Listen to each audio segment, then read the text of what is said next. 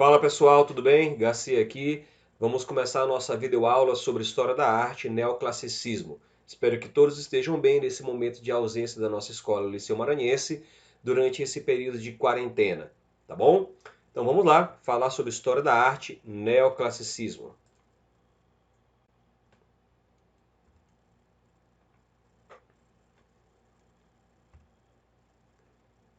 Vamos começar analisando a linha do tempo da história da arte europeia ocidental, em que nós temos aí no ano de 1750 um início daquilo que nós podemos chamar de arte neoclássica, neoclassicismo, também conhecida como arte acadêmica.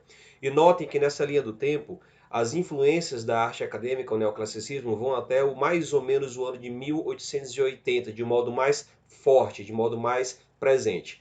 Só que os reflexos do que foi arte acadêmica, do que é arte neoclássica, vai até o século XX. Na verdade, até hoje, século XXI, nós temos resquícios disso que é chamado de arte acadêmica. Note também que nessa linha do tempo nós temos outros movimentos de história da arte que acontecem ao mesmo tempo que o neoclassicismo. Alguns reforçando as características desse movimento e outros contestando as suas características. Então, no contexto histórico, nós temos aí as últimas décadas do século XVIII e as primeiras do século XIX, que expressaram os valores próprios de uma nova e fortalecida burguesia, em que esta classe, a burguesia, assumiu a direção da sociedade europeia, principalmente após os eventos ocorridos na Revolução Francesa, em que a nobreza perdeu muito a sua força de comando, de governo propriamente dito. Você tem aí o surgimento das primeiras repúblicas, as primeiras democracias em que o povo poderia escolher os seus representantes, tá? E a gente também tem o neoclassicismo presente durante o período do Império de Napoleão Bonaparte, também na França, tá? Nesse mesmo período em que começou a arte neoclássica, você tem algumas novas descobertas arqueológicas a respeito do que foi a arte clássica, através das escavações nas cidades romanas de Pompeia e Herculano. E isso tudo despertou o interesse dos artistas que passaram a adotar, mesmo imitar o estilo da Grécia e da Roma da Antiguidade. Essas descobertas arqueológicas das cidades mexeram muito no imaginário do europeu da época. Em 1783, a mania da arqueologia varreu a Europa e, com a primeira visão da arte antiga bem preservada, levaram ao exagero da imitação da vida grega da antiguidade, chegando até mesmo a alguns europeus terem o ridículo de se comportarem exatamente como eram os romanos antigos ou os gregos antigos. E aí, para os artistas que adotaram essa vertente do neoclassicismo, uma obra de arte só seria bela se elas fossem perfeitamente feitas na medida em que imitassem não a natureza, mas aquilo que era feito nas artes clássicas da Grécia, da Roma antiga e também do Renascimento, que bebeu na antiguidade. Daí o nome ser neoclássico, novo clássico.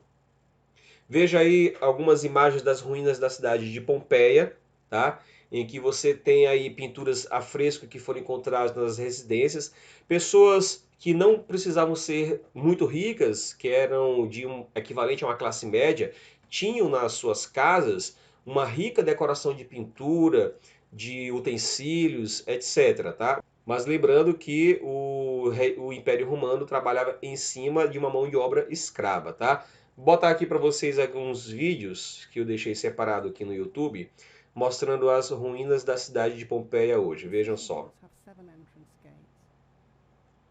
Entrance through the Marina Gate brings you quickly to the Forum, which was at the center of the city's daily life, and which aqui são alguns turistas indo ver as ruínas da cidade de Pompeia.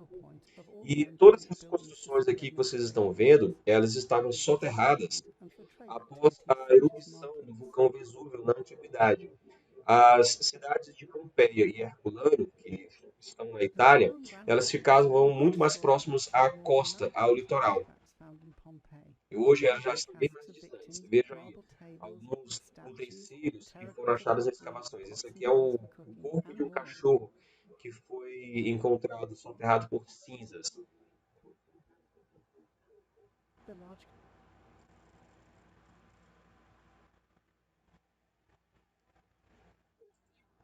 Muito bem, vamos voltar aqui para os slides.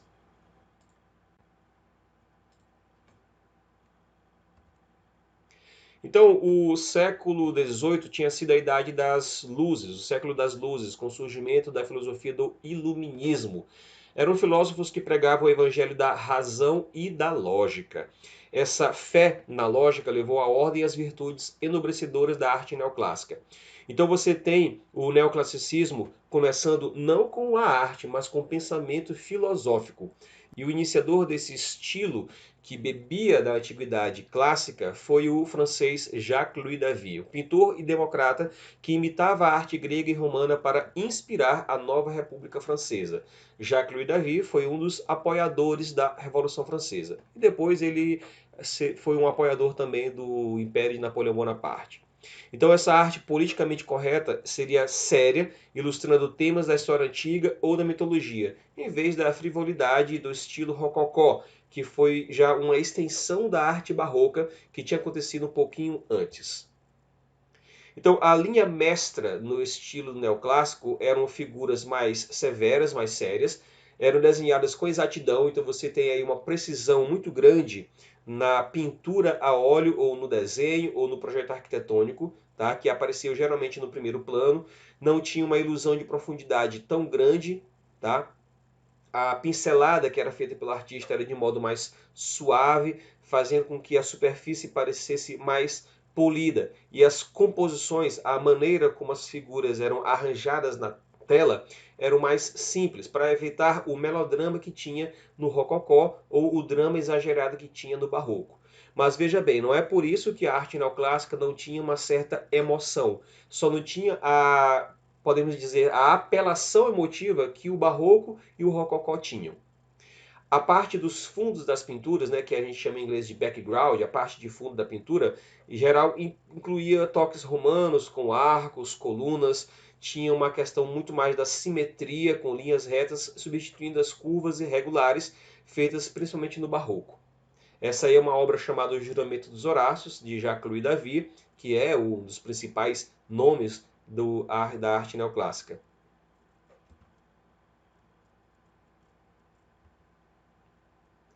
Então, o impulso inicial do neoclassicismo não veio de artistas, e sim de pensadores, de filósofos, os porta-vozes do iluminismo na França. Denis Diderot, Voltaire, Robespierre foram pensadores que lutaram contra a frouxidão moral do estilo rococó e do regime que ele gerara. Eles eram extremamente críticos, principalmente dos excessos, dos exageros que tinha na arte rococó, que refletiam o que era o exagero da nobreza. O erudito alemão Johann Winckelmann proclamava a superioridade da arte grega e ele conclamava os pintores a mergulharem seus pincéis no intelecto, né, usando uma figura de linguagem. O escritor inglês Edgar Allan Poe dizia que a glória que foi a Grécia e a grandeza que foi Roma. Então, fazendo uma relação direta às características da antiguidade greco-romana. Então, os filósofos exigiam que a arte tivesse um papel mais racional, tivesse um papel de atingir a moral à população, fosse mais intelectualizada e resgatasse valores não só da antiguidade clássica, mas também do Renascimento que aconteceu na Itália. Em sua forma mais básica, o neoclassicismo procurava reviver o espírito das grandes civilizações da Grécia e da Roma antigas e reagir ao hedonismo e à frivolidade do que foi o movimento anterior, que é o rococó. Pesquisa aí o que é a palavra hedonismo e a outra palavra frivolidade. Bom, uma das críticas dos pensadores era que a visão do rococó, do mundo clássico, se detinha mais em fantasias eróticas, como vocês estão observando nessa pintura aí do François Boucher, que é no estilo rococó. Já as pinturas do Jacques-Louis David, que é o principal representante, o que começa as tendências do neoclassicismo, se detinha em personagens heróicos da história da Grécia e da República Romana. O neoclassicismo durou muito tempo, tá? De modo muito forte, dominante mesmo. Ao longo do seu desenvolvimento pela Europa, o neoclassicismo adquiriu novas características e significados. Veja, ele começa com Jacques-Louis David na França, durante o período da Revolução Francesa. Então, os ideais da Revolução Francesa estão muito presentes nessa fase do início do neoclassicismo. Nas obras do pintor francês Jacques-Louis David, foi um movimento grandioso e heróico associado à Revolução Francesa. Você tem outros artistas como Robert Adam, Jamie White, em que a decoração tem uma forma mais elegante e mais contida, não tão exagerada como uma decoração do Barroco ou do Rococó. Vocês conhecem essa pintura que está aí no slide? Uma obra de Jacques-Louis David, né, o pintor que nós estamos falando, chamada A Morte de Marat. E vejam só que curioso. Marat, que foi um revolucionário francês, o principal editor de um jornal que denunciava nomes que eram contra a Revolução Francesa, e esses nomes que eram publicados nesse jornal de Marat eram de pessoas que acabavam sendo sumariamente executadas durante a Revolução Francesa porque eram ditas como inimigas do povo, inimigas da revolução, a favor da monarquia. Marat foi responsável, então, diretamente pela morte de literalmente milhares de pessoas. Marat foi assassinado por uma seguidora que era contra esses mandos e desmandos causando essas mortes todas. E ele foi morto na sua banheira, na sua residência, após ele ter conseguido se infiltrar na segurança da casa do Marat. Bom, foi um banho de sangue, mas Marat está sendo representado aqui de um modo bem sublime, para que ele pudesse ter a forma de um mártir, tá? Para que ele pudesse representar um ícone da Revolução Francesa. Marat tinha uma doença de pele em que ele ficava coberto de feridas e cracas. Isso causava um asco às pessoas que o viam, mas isso não está sendo representado aqui na pintura. Afinal de contas, o que vocês estão vendo aí é uma representação idealizada da figura de Marat para transformá-lo num ícone, no mártir, tá? Então, essa é uma característica muito forte do neoclassicismo, a idealização daquilo que está sendo representado, para que ele possa transmitir um ar heróico, um ar impetuoso, de um sentimento épico, de elevar a moral das pessoas. E aí, mais tarde, um outro pintor, o Jean-Auguste Dominique Ingres, dá continuidade ao neoclassicismo. E ele se torna a principal voz para a autoridade do que o neoclassicismo se torna dentro da França no campo da arte. Então, o neoclassicismo vai acabar criando o que é chamada de arte acadêmica. Por que acadêmica? Era arte ensinada nas academias. Academia de malhar? Não, não é nada disso. As academias de belas artes, onde professores altamente capacitados, que geralmente também eram artistas, eles ensinavam jovens o padrão, a maneira como a arte deveria ser. E era de um modo muito específico dentro das características do neoclassicismo. E aí, jovens artistas que estavam querendo fazer algo diferente do que era a arte dominante do neoclássico, eram barrados. Esses jovens artistas já eram do movimento do romantismo, que acontecia simultaneamente ao neoclassicismo. Bom, a principal fonte de inspiração para os artistas do neoclássico vieram das narrativas literárias e históricas. Veja aí essa pintura de Jean-Auguste Dominique Ingres, de Napoleão Bonaparte, Napoleão I, no seu trono imperial. Observe que Napoleão está todo paramentado, com vários elementos que simbolizam seu poder. Vejam só que nesse cetro, em que tem uma mão com dois dedos levantados, representa a sua autoridade divina, dada pelo Papa, dada a força, diga-se de passagem. O cetro que ele está segurando tem uma águia na ponta, que lembra muito os estandartes das legiões romanas, dizendo que Napoleão era um herdeiro legítimo do Império Romano. Você também tem a predominância da cor vermelha, branca e dourada, que são cores que simbolizam o poder. Vejam que ele está sentado num trono altamente decorado, ricamente detalhado, com muito luxo, e tem um tapete aí no chão que também tem uma águia que representa essa herança do Império Romano. Bom, as revoltas na França acabaram, né? A Revolução Francesa encerrou e deu ascensão ao Napoleão, como nós estamos falando. E aí o espírito, a temática do neoclassicismo mudou. tá? Dando mais destaque ao esplendor do Império Romano da Antiguidade, em vez da parte da República, né? Porque aí não era mais uma democracia, mas sim o imperador Napoleão Bonaparte. Veja aí que essa é uma pintura do Jacques-Louis David, o artista da Revolução Francesa, aquele que fez o Marat como um herói, como um ícone. E aqui ele representa Napoleão Bonaparte em uma outra situação de poder, em que ele está cavalgando um garanhão, um cavalo potente, o cavalo está empinando, Napoleão Bonaparte segura a rédea do cavalo com a mão esquerda, trazendo ela perto do corpo, então está domando o cavalo a rédea curta, a outra mão está levantada, mostrando que ele tem que seguir adiante. E o rosto de Napoleão está calmo, tranquilo. Não é nada que está acontecendo comigo. O cavalo aqui empinou, mas eu vou seguir dominando. Isso representava simbolicamente o domínio que Napoleão Bonaparte tinha sobre suas tropas, sobre a França e estendendo para o resto da Europa. Bom, na época de Napoleão, o movimento neoclássico já era muito forte e popular em outras áreas também, como na escultura, com Antonio Canova, italiano, Bertel Thorvaldsen, da região da Prússia, John Flaxman, da Inglaterra. Aqui nós temos algumas obras do Antonio Canova, aqui é Perseu, segurando a cabeça de Medusa. Aqui uma peça também inspirada na mitologia greco-romana, que é Psique sendo reanimada pelo beijo de Eros. Aqui Paulina Bonaparte, irmã de Napoleão Bonaparte, representada como se fosse a deusa Vênus, tá? E notem que, apesar de ter uma certa emoção nas peças, principalmente nessa da Psique sendo reanimada pelo beijo do Eros, você tem obras que são mais sóbrias quando comparadas ao barroco. Aqui são peças de cerâmica que foram feitas pelo inglês John Flaxman, né, na região do Reino Unido, e ele copia literalmente peças de cerâmica que foram achadas em escavações arqueológicas da Grécia Antiga.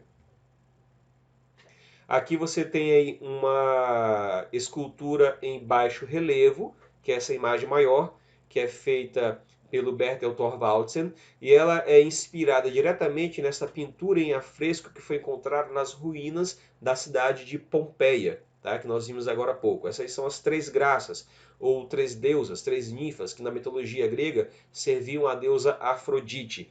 No caso, essas aqui são a Eurínome, perdão, são a Aglaia, Eufrosina e Thalia, tá? Até mesmo no auditório da nossa escola Liceu Maranhense, se vocês prestarem atenção, em cima do palco você tem o nome de três graças, que é Thalia, Melpomene e Terpsicore. Ao todo, se eu não me engano, foram 9 graças, tá? Então aqui nós temos um resumo das características. Os valores do neoclassicismo era de algo que a arte tivesse mais ordem, mais solenidade, um estilo mais sóbrio, não era tão decorativo como o barroco ou o rococó, fosse um estilo mais linear, mais simétrico, não tivesse esse apelo ao erótico, então era antissensual, voltando-se mais à questão do desenho, da forma, da simplicidade da natureza, de atingir algo nobre, ser mais sereno e voltado para a história. O tom da arte seria mais calmo, mais racional, a idealização dos personagens, de lugares e situações, e o papel da arte seria mais de elevar a moral, de inspirar as pessoas. Os temas, como nós já vimos no decorrer da aula, foi retorno ao passado, a imitação dos modelos antigos da história da mitologia greco-romana e o momento histórico que passava o país, no caso França, Inglaterra, etc., mas principalmente na França. Em termos de técnica arte, você tem um academicismo nos temas e nas técnicas, né? Sujeição aos modelos e às regras ensinadas nas escolas ou academias de belas artes, enfatizando principalmente a questão do desenho com delineados dos contornos, de um modo mais realista, com uma técnica perfeita e sem deixar vestígios das pinceladas de modo aparente.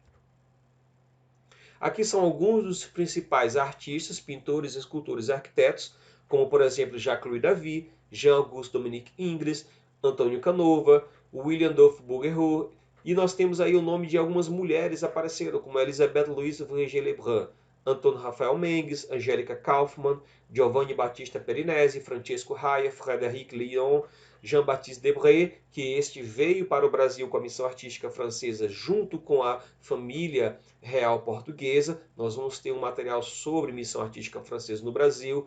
John William Goldward. Aqui algumas obras de Jacques-Louis David, como a morte de Sócrates, e vejam de novo a característica da idealização da figura. Sócrates morreu como? Morreu envenenado, mas alguém envenenou ele? Bom, de certo modo sim, a sociedade ateniense, ao julgá-lo sendo uma pessoa subversiva, que estava subvertendo os jovens com seu pensamento, o condenou à morte, e ele tinha de tomar o veneno que era cicuta. Tá? Ele podia voltar atrás do que ele estava dizendo, não ia morrer. Mas Sócrates já estava idoso, não ia voltar atrás e tomou o veneno e morreu. Sócrates não tinha nada a ver com o físico representado aí nessa pintura, porque o Davi idealiza a figura do filósofo, fazendo com que ele tenha uma cabeça de ancião, né, e um corpo de um guerreiro, de um soldado, né? É o bodybuilder filósofo. Veja aqui uma pintura do Dominique Ingres, que é a grande odalisca. Essa aqui já é uma pintura de 1814 e ela namora com algumas características do romantismo, porque o romantismo estava muito forte, assim como o neoclassicismo. Lembra, o neoclassicismo dominava, era a arte acadêmica. Os pintores românticos, eles ficavam à parte, era o que seria equivalente a uma arte mais alternativa na época.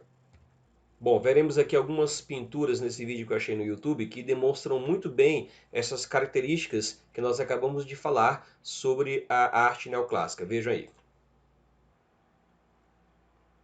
Então você tem aí temas que são da mitologia greco-romana, que são relacionados à história da Grécia e da Roma antiga.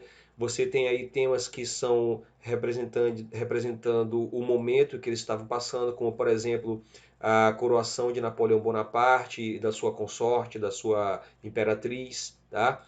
Nós temos aí outros temas relacionados, como a pintura que nós vimos ainda agora, de Napoleão numa situação de poder, de demonstração de poder. Então temos variados temas, aí temas do militarismo também, tá? Demonstrando o heroísmo, poses heróicas, um sentimento de algo épico, aquela questão de elevar a moral das pessoas, tá? Os temas religiosos ainda estavam presentes também, como vocês podem observar, mas não eram tão fortes assim no neoclassicismo, tá? A questão do auto-sacrifício, né? O sacrifício por um ideal, o sacrifício por algo maior do que você, para que você possa morrer pela sua pátria, morrer pela sua nação, isso era muito presente. Então, aqui é a arte americana, deixa eu só voltar aqui um pouquinho, ó. Isso aqui é a arte americana, tá? O neoclassicismo, que mostra essa aqui, tá? Que mostra os pais fundadores dos Estados Unidos. Então, o neoclassicismo é muito presente nos Estados Unidos. A título de curiosidade, a cidade de Washington, D.C., capital dos Estados Unidos, foi toda projetada dentro dos moldes do neoclassicismo. Tudo. Vamos ver aqui mais algumas imagens. Essa aqui é a parte do estudo da ciência, né? Lembra que o iluminismo foi um grande influenciador. Aqui são as ruínas da cidade de Pompeia e Herculano. Isso aqui é uma pintura em afresco, que até coloquei no slide para mostrar para vocês. Tá? Essa aqui é uma outra pintura em afresco também da época. E vocês notam que ela já era muito bem feita. E isso tudo influencia demais os artistas, o imaginário. Olha aqui, ó. Dá uma pausa aqui. Essa aqui é uma pintura grega antiga, tá? Nota aqui, ó, o alfabeto grego aqui, ó.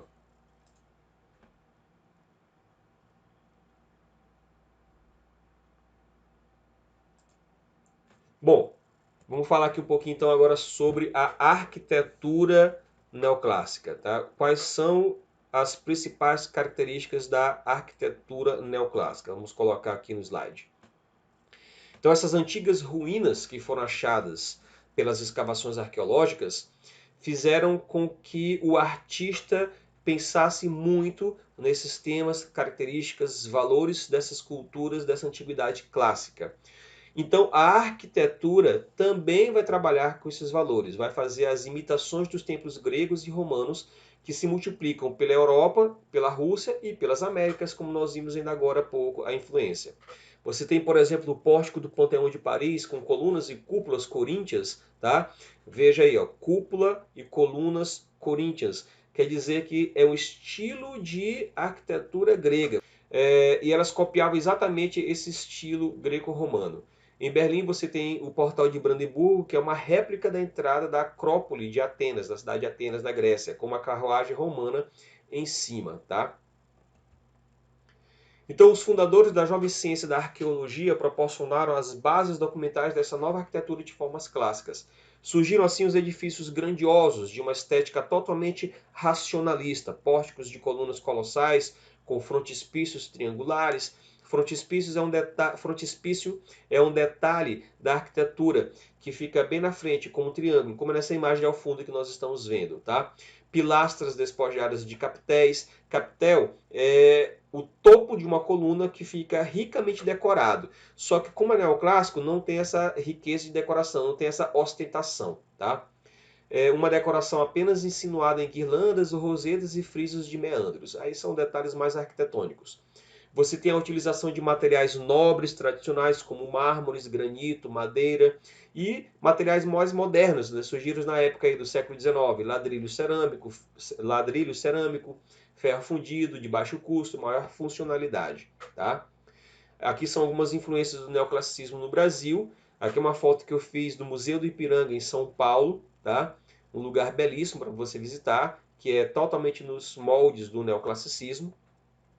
Isso aqui é uma maquete, é uma miniatura do Museu do Ipiranga, que está exposta no Museu Minimundo, em Gramado, no Rio Grande do Sul, que eu visitei em 2017. E é perfeito nos mínimos detalhes do que é o Museu do Ipiranga original. Aqui nós temos a influência do neoclassicismo no Brasil ainda no Teatro da Paz, em Belém. E aqui na nossa cidade de São Luís Maranhão, nós temos uma forte influência da arte neoclássica que já chegou tardiamente em relação ao que estava acontecendo na Europa. O Teatro Arthur Azevedo é um projeto neoclássico muito forte, tá? Você tem aí a Biblioteca Benedito Leite, nossos vizinhos do Liceu Maranhense, com o projeto também neoclássico. Você vai andar pelo Centro Histórico de São Luís, você vai ver muitos outros projetos neoclássicos, tá?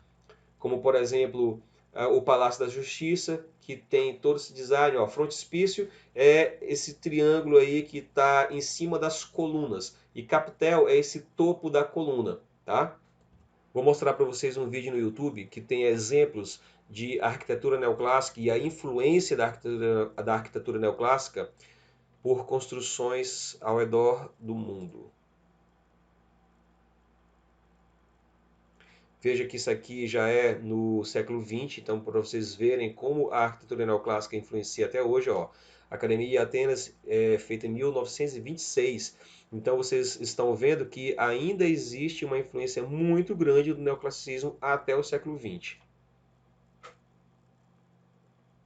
E aqui é o ano de 1873, tá? 1934.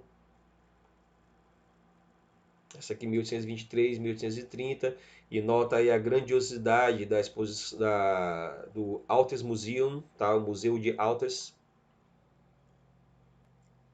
Pessoal, então é isso, fiquem aí com essas imagens de arquitetura neoclássica e sua influência pelo mundo, tá? Espero que vocês tenham gostado dessa primeira aula de História da Arte nesse formato. Desculpem as falhas, eu estou me acostumando ainda a fazer mais aulas desse jeito, tá bom? Grande abraço, fica na paz e até mais.